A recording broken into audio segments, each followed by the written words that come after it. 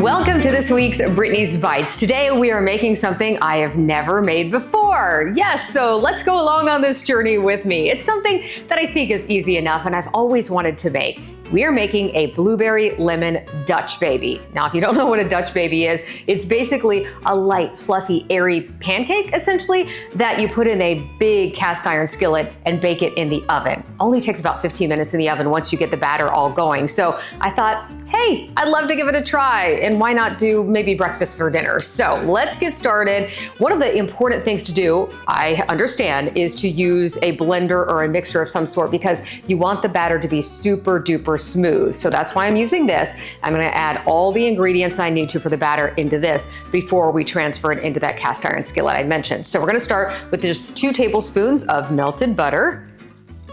Got that in there. And then to that, it's gonna be a half a cup of milk. Let's see if I can. And I know a lot of people use whole milk as well, just to make it even richer, but whole milk, 2%, from what I understand, will work just fine. So I'm gonna get that in there. Then we have, let's see, 4 eggs. I've already got them going.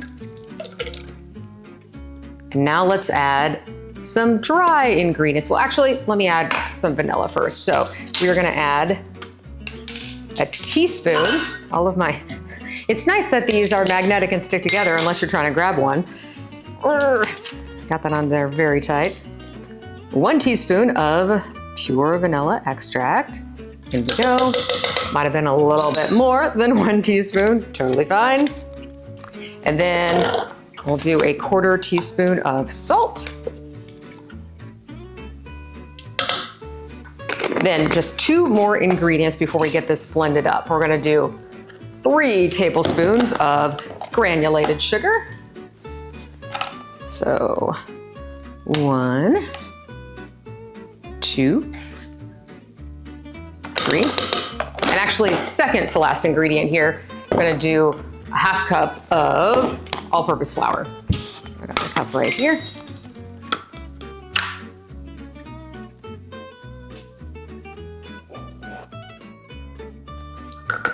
Make sure it all gets in there. Great. Got my half cup.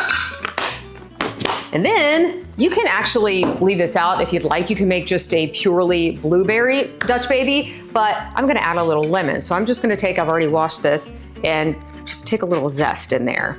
So this is not an exact measurement. Basically, you know, measure with your heart in this case, right? Because I'm gonna do a little bit more on top as well, so I don't wanna overdo it and overpower it because I really wanna taste the blueberry. But I think that will do it. Oh, it smells so nice and fresh and lemony in here now.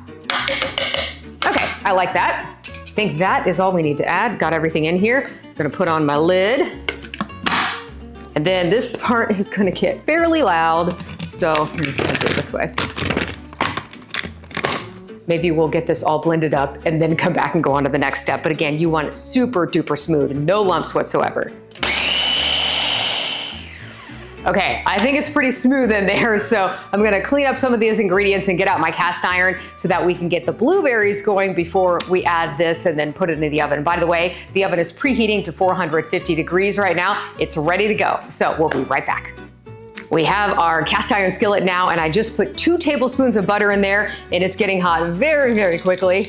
Yeah, sizzling a little more than I'd like, so I'm gonna go ahead and put in these blueberries. By the way, about a cup of blueberries. I'm gonna save just a couple for the end so that I can have some garnish, but you just really want that on medium heat, and you just wanna get the blueberries cooked down just a little bit.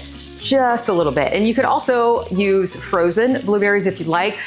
This also could be switched around completely, and you could use apples and make this an apple Dutch baby. Those are very, very popular. So, all right, give me just about another 30 seconds or a minute to get those going. I'm gonna crank down the heat just a little bit more and then add in the batter. We'll see how smooth it turned out and then pop it in the oven.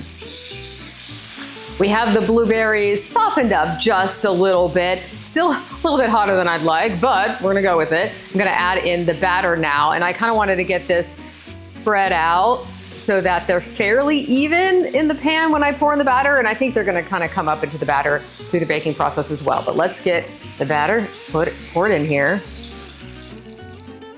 There we go. Don't want to lose any of this. I'm gonna scrape some out. That looks very thin to me.